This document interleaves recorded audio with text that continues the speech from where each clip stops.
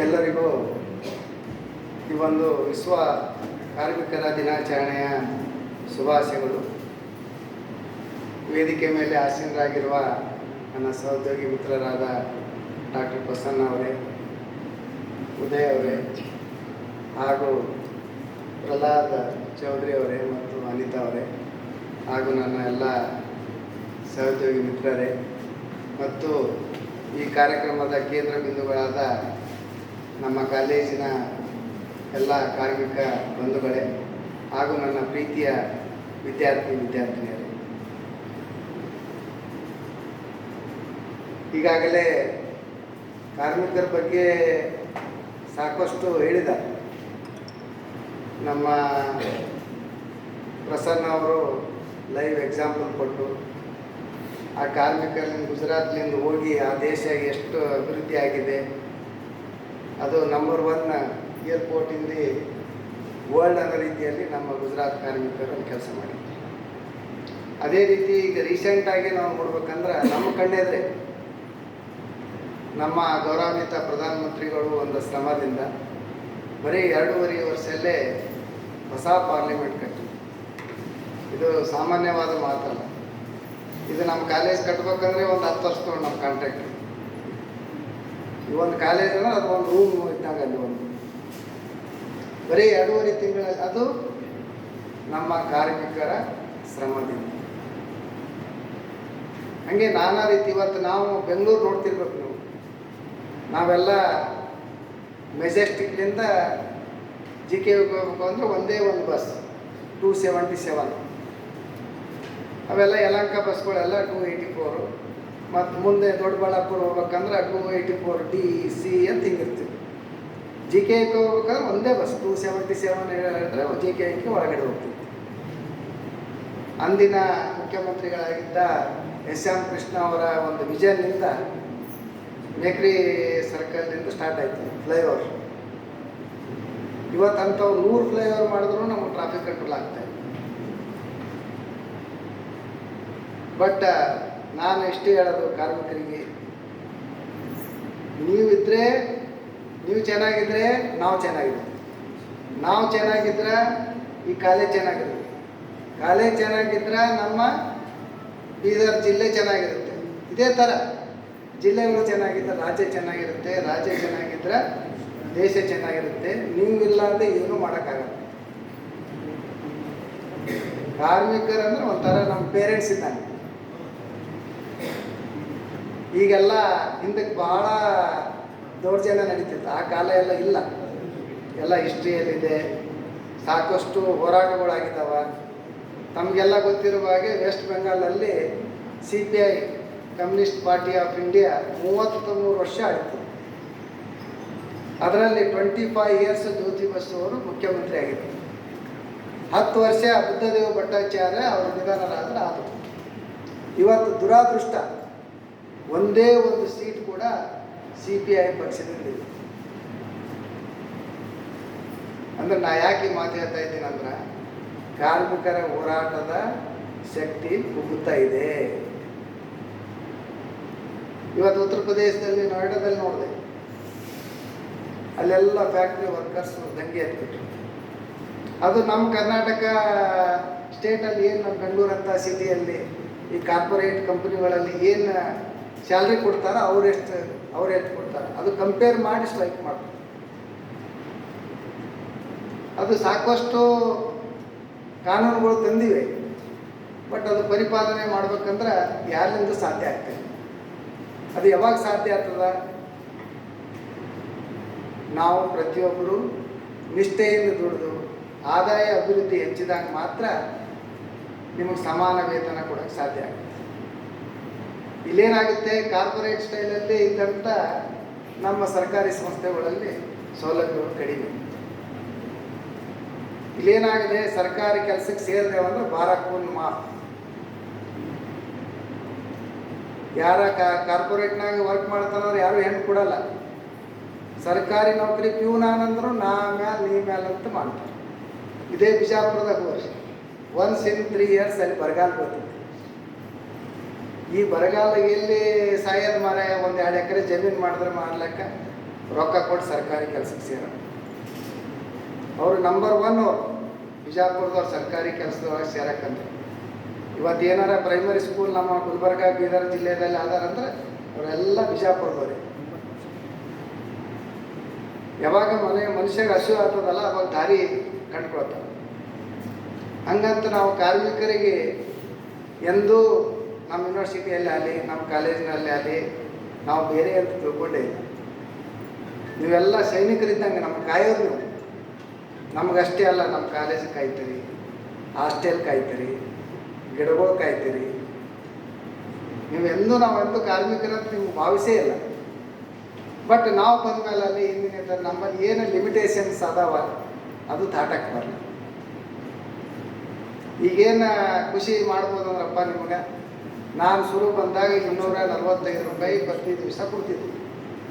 ಈಗ ಅದು 300ಕ್ಕೆ ತಂದು ನಿಲ್ಲಿಸಿದ್ದೀನಿ. ಈ ವರ್ಷ ಇನ್ನೂ ನಾವು ಬಿಲ್ ಮಾಡಿಲ್ಲ. 315 ರೂಪಾಯಿಯಿಂದ ನಾವು ಬಿಲ್ ಮಾಡ್ತೀವಿ. ಪರ್ ಡೇ 315 ರೂಪಾಯಿ. ದಯವಿಟ್ಟು ಯಾರು ಪಾಪ ರಿವಾಲ್ವಿಂಗ್ ಫಂಡ್ ಸೈಂಟಿಸ್ಟ್ ಆಗಲಿ ಬೇರೆ ಇದರಲ್ಲಿ ವರಿ ಮಾಡಕ್ಕೆ ಹೋಗ್ಬೇಕು. ಯಾಕಂದ್ರೆ ನಾವು ಇವ್ರಿಗೆ ಎಷ್ಟು ಹೇಳಿದ್ರು 30 ದಿವಸ ಬರಂಗೇ ಇಲ್ಲ. ಅದೇ ಬೇಜಾರಾಗುತ್ತೆ. ಅಷ್ಟೆಲ್ಲ ಮಾಡಿವಂದ್ರೆ ನೀವು ಬರಬೇಕು ಮತ್ತು ನಿಷ್ಠೆಯಿಂದ ದುಡಿಬೇಕು. ಯಾರು ಏನು ಕೆಲಸ ಮಾಡ್ತಾರೆ ಅನ್ನೋದು ಬರೀ ರೂಮಲ್ಲಿ ಕುಂತಲ್ಲ, ನಮಗೆಲ್ಲ ಗೊತ್ತಾಗುತ್ತೆ. ಯಾರು ಒಳ್ಳೆ ವರ್ಕರು ಯಾವ ಥರ ಮಾಡ್ತಾರೆ. ಈಗ ನಮ್ಮ ಉದಯ ಪಾಪ ಯಾಕೆ ಕರೆದಿನಿ ಅಂದ್ರೆ ಉದಯನೂ ಶ್ರಮಪಟ್ಟೆ ಈ ಲೆವೆಲ್ ಬಂದ. 18 ವರ್ಷ ಸತತವಾಗಿ ಒಂದು ಲ್ಯಾಬಲ್ಲಿ ಕೆಲಸ ಮಾಡಿ ಇವತ್ತು ಸೀನಿಯರ್ ಲ್ಯಾಬ್ ಅಸಿಸ್ಟೆಂಟ್ ಆಗಿದೆ. ಇವತ್ತು 2 ಕಾರ್ಮಿಕರ ಕೆಲಸ ಒಬ್ಬನೇ ಮಾಡ್ತಾರೆ ನಿಸ್ವಾರ್ಥ. ಯಾಕಂದ್ರೆ ನಮ್ಮದು ಸರ್ವಿಸ್ ಇದು 31 ಇಯರ್ಸ್ ರನ್ನಿಂಗು. 10 ವರ್ಷಗಳ ಕಾಲ ನಾನು ಫಾರ್ಮ್ ಸೂಪರ್ಡೆಂಟಾಗಿ ಕೆಲಸ ಮಾಡಿದ್ದೀನಿ ಮಡೇನೂರು ಫಾರ್ಮಲ್ಲಿ. 1-2 ವರ್ಷ GKKಯಲ್ಲಿ, 31 ವರ್ಷ ಸರ್ವಿಸ್ನಲ್ಲಿ, 12 ವರ್ಷ ಫಾರ್ಮ್ ಸೂಪರ್ಡೆಂಟ್ ಕೆಲಸನೇ ಮಾಡಿ. ನನಗೆ ಗೊತ್ತಿದೆ ಯಾವ ಥರ ಕೆಲಸ ಮಾಡಬೇಕು, ಯಾವ ಥರ ನಡ್ಕೋಬೇಕು. ಯಾಕಂದ್ರೆ ನಾವು ಮನೆಯಲ್ಲೂ ಮಾಡಿಸ್ತಿದ್ದೇವೆ. ನನಗೇನು ಹೊಸದಲ್ಲಿದೆ. ಇಲ್ಲಿ ಬಂದ ಮೇಲೆ ಒಕ್ಕಲ್ತನ ಮಾಡಿಸ್ಬೇಕನ್ನೋದಿಲ್ಲ. ನಾವು ಬರ್ತೇ ಒಕ್ಕಲ್ತನ ಮನೆಯಲ್ಲಿ ಹುಟ್ಟಿದ್ದೇವೆ. ಇವತ್ತಾದ್ರೂ ಓರಿ ಯಾವ ಗೋಶಾಲೆಯಲ್ಲೂ ನಮ್ಮ ಅಣ್ಣದೇವ್ರು ಸಾಕಿದಷ್ಟು ದನಗಳಿಲ್ಲ. ಭಾಳ ಖುಷಿ ಆಯಿತು. ಒಂದು ವಿಡಿಯೋನೂ ಮಾಡಿಸಿದ್ದೆ ನಾವು ಉಮೇಶ್ಕರ್ ಮದಿಗೆ ಹೋದಾಗ. ಮತ್ತು ಏನಾರ ನಾ ಸ್ಟೇಟಸಲ್ಲಿ ಇಟ್ಟರು ಏನಪ್ಪ ಯಶವಿ ಪಾಟೀಲರು ತಾವು ಶ್ರೀಮಂತರ ಅಂತ ತೋರಿಸ್ಕೊತ ಇಡಕ್ಕೆ ಹೋಗಿಲ್ಲ ಅದು. ಯಾಕಂದ್ರೆ ನನಗೆ ದೊಡ್ಡಸ್ತಿಕೆ ತೋರಿಸ್ಕೊಬೇಕಂತಲ್ಲ, ಆ ಹಸುಗಳ ಮಹತ್ವ ಏನಿದೆ. ಒಬ್ಬ ರೈತ ಸಾಕ್ತಾನಂದ್ರೆ ನಾವೆಲ್ಲ ಯಾಕೆ ಹಸುಗಳು ಸಾಕಬಾರ್ದು ಅನ್ನೋ ಒಂದು ಕಿಚ್ಚು ಹಚ್ಬೇಕನ್ನೋ ಉದ್ದೇಶಕ್ಕೋಸ್ಕರ, ಮತ್ತೇನಿಲ್ಲ. ಈಗ ನೋಡ್ರಿ, ಇಲ್ಲೇ ನಾಗೂರಲ್ಲಿ ಒಬ್ಬ ಸ್ವಾಮೀಜಿ ಸುಮಾರು 40-50 ಲಕ್ಷ ಖರ್ಚು ಮಾಡಿ ಹಸುಗಳು ಸಾಕಿದ್ದಾರೆ. ಅದರಲ್ಲಿಂದ ಒಂದು 50 ಪ್ರಾಡಕ್ಟ್ಗಳು ತಯಾರು ಮಾಡ್ತಾರೆ. ಮತ್ತು ಅಲ್ಲಿಂದ ಸುತ್ತ ಹಳ್ಳಿಯನ್ನೆಲ್ಲ ಗ್ರಾಮದ ಜನರಿಗೆ ಪ್ರತಿಯೊಂದು ಕೆಲಸ ಕೊಡ್ತಾಯಿದ್ದಾರೆ. ವಿಭೂತಿ ಮಾಡೋದಾಗಿರ್ಬೋದು, ಗಣೇಶ ಮಾಡೋದಾಗಿರ್ಬೋದು, ಸಾಚೆ ಆದವ ಜಸ್ಟ್ ಫಿಲ್ಅಪ್ ಮಾಡೋದು, ಇದು ಮಾಡೋದು. ಆ ಥರ ಹುಡ್ಕೋಬೇಕು ನಾವು. ಇವತ್ತು ನಮ್ಮ ದೇಶದ ಪ್ರಧಾನಮಂತ್ರಿ ಇದ್ದಾರೆ. ಅವರೇನು ದೊಡ್ಡ ರಾಜರ ಮನೆತಂದ ಗೊತ್ತಿಲ್ಲ. ಅವ್ರ ತಾಯಿ ಮನೆ ಕೆಲಸ ಮಾಡಿ ಮಕ್ಕಳಿಗೆ ಓದಿಸಿದ್ದಾರೆ. ಅದೇ ರೈಲ್ವೆ ಸ್ಟೇಷನ್ದಾಗ ಅವ್ರ ತಂದೆ ಚಹಾ ಮಾಡ್ತಾಯಿದ್ರು. ಅದು ಎಲ್ಲ ಬರೋಕ್ಕೆ ಸಾಧ್ಯ ಅಂದ್ರೆ ನಮ್ಮ ಸಂವಿಧಾನಗೋಸ್ಕರ. ಏನು ಡಾಕ್ಟರ್ ಬಾಬಾ ಸಾಹೇಬ್ ಅಂಬೇಡ್ಕರ್ ಅವರು ರಿಟರ್ನ್ ಸಂವಿಧಾನ ಬರೆದಲ್ಲ, ಅದಕ್ಕಾಗಿ ಯಾರೇ ಆದ ಕಟ್ಟೆ ಕಡೆ ವ್ಯಕ್ತಿನೂ ಕೂಡ ಸಮಾಜದಲ್ಲಿ ಗುರುತಿಸ್ಬೇಕಂತ ತೋರಿಸ್ಕೊಟ್ಟಿದ್ದಾರೆ. ಹಂಗಂತ ನಾವು ಕಾರ್ಮಿಕರಾಗಿದ್ದೀವಿ ಅಂದ್ರೆ ನಿಮ್ಮ ಮಕ್ಕಳಿಗೆ ಓದಿಸ್ರಿ. ಎಷ್ಟೋ ಜನ ನೀವು ಹಳ್ಳಿಗೆ ಸಾಕಷ್ಟು ಸರ್ಕಾರದಿಂದ ಸೌಲಭ್ಯಗಳಾದ ಹಳ್ಳಿಯಾಗೂ ಏನು ಖಾಲಿ ಇಲ್ಲ ಯಾರು. ಆದಷ್ಟು ಬಡತನ ಹೋಗಲಾಡಿಸ್ಬೇಕು, ಪ್ರತಿಯೊಬ್ಬರಿಗೆ ಅಡೊತ್ತ ಊಟ ಸಿಗ್ಬೇಕಂತ ತಿಳ್ಕೊಂಡು ಯಾವುದೇ ಸರ್ಕಾರಗಳು ಬರಲಿ ಹೋಗಲಿ ಆದಷ್ಟು ಆದ್ಯತೆ ಕೊಡ್ತಾ ಇದ್ದಾರೆ ನಾನು ನೋಡಿದ ಪ್ರಕಾರ.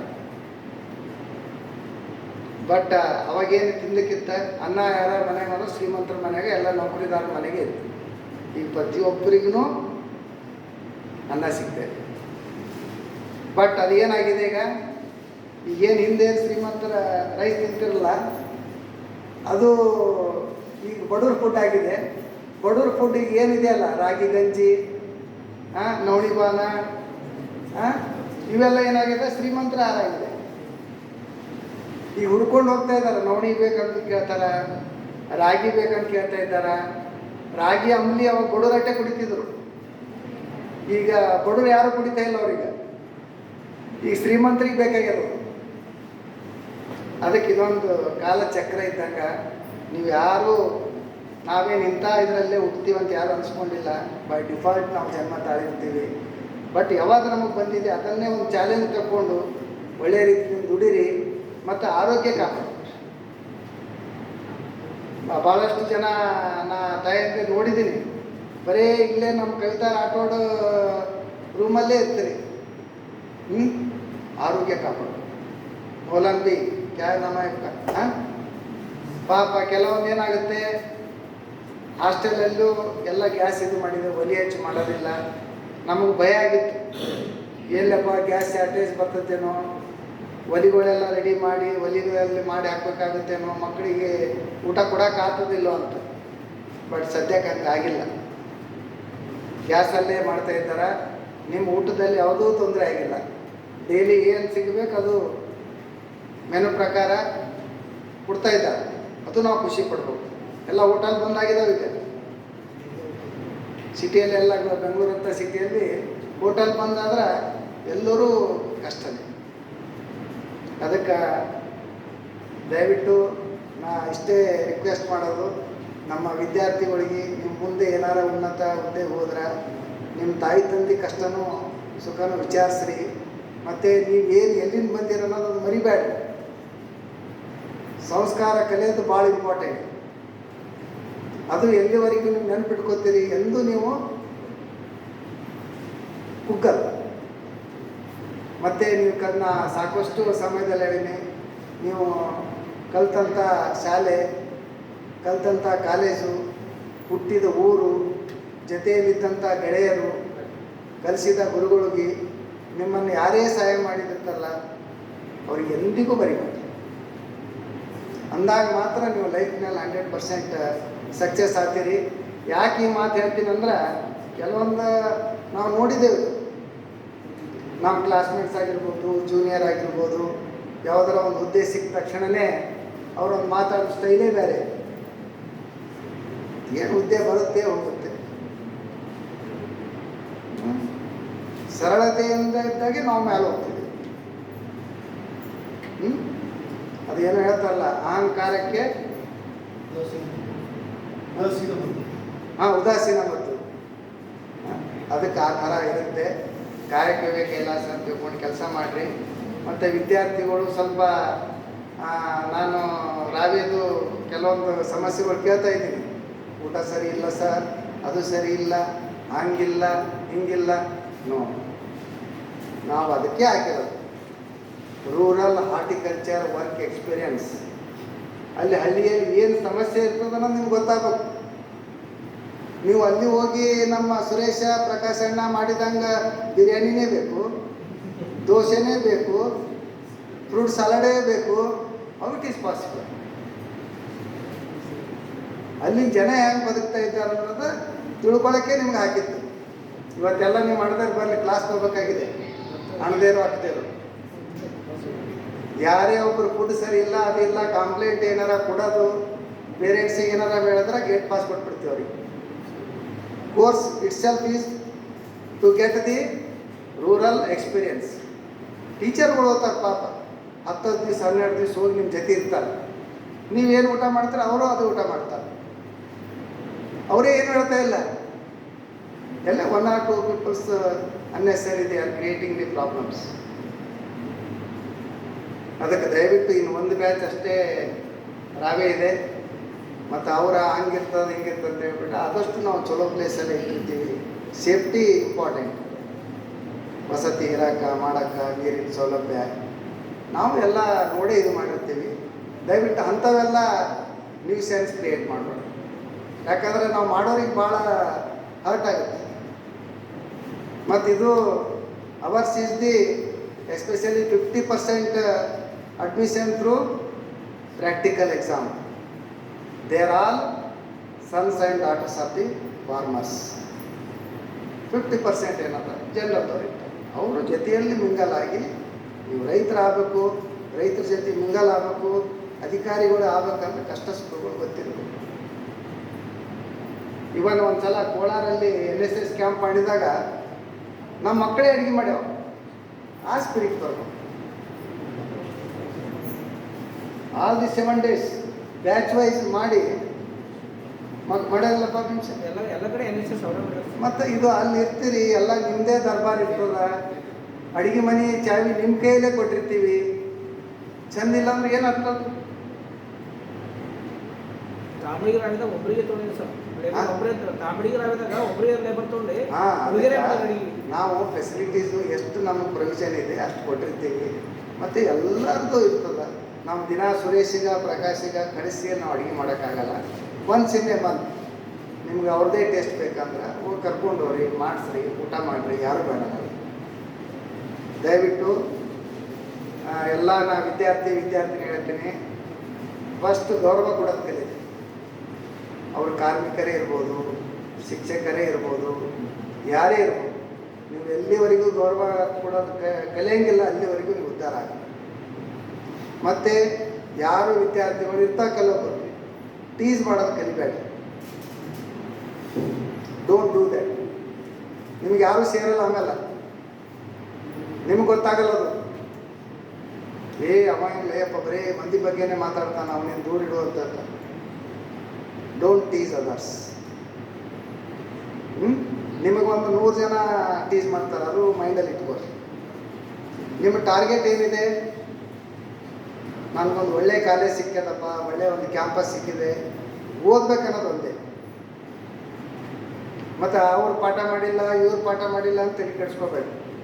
ಸಿಲೆಬಸ್ ಇದೆ, ಲೈಬ್ರರಿ ಇದೆ, ನಿಮ್ಮ ಕೈಯಲ್ಲಿ ಸ್ಮಾರ್ಟ್ ಫೋನ್ ಇದೆ, ಎಲ್ಲ ಎಕ್ಸ್ಪ್ಲೈನ್ ಮಾಡ್ತದೆ. ಅದೇ ಆದಷ್ಟು ಯೂಸ್ ಮಾಡಿ, ಒಳ್ಳೇದಕ್ಕೆ ಯೂಸ್ ಮಾಡಿ, ನೋಟ್ಸ್ ಮಾಡ್ಕೋರಿ. You prepare for the exam. ಇಷ್ಟೊಂದು ಜನ ಇವರೆಲ್ಲ second year sir, first year sir, first years. Good. ಎಲ್ಲರೂ 100% ಬಂದಿರಿ. ಅದೇ ನೀವು ತೋರಿಸ್ತಕ್ಕಂಥ ಗೌರವ ನಮ್ಮ ಕಾರ್ಮಿಕರಿಗೆ. ಇಷ್ಟು ಹೇಳಿ ಇನ್ನೊಮ್ಮೆ ಈ ಒಂದು ಕಾರ್ಮಿಕ ದಿನಾಚರಣೆಯ ಶುಭಾಶಯಗಳನ್ನು ಹೇಳುತ್ತಾ ನನ್ನ 2 ಮಾತುಗಳನ್ನು ಮುಗಿಸ್ತೇನೆ. ಜೈ ಹಿಂದ್, ಜೈ ಕರ್ನಾಟಕ.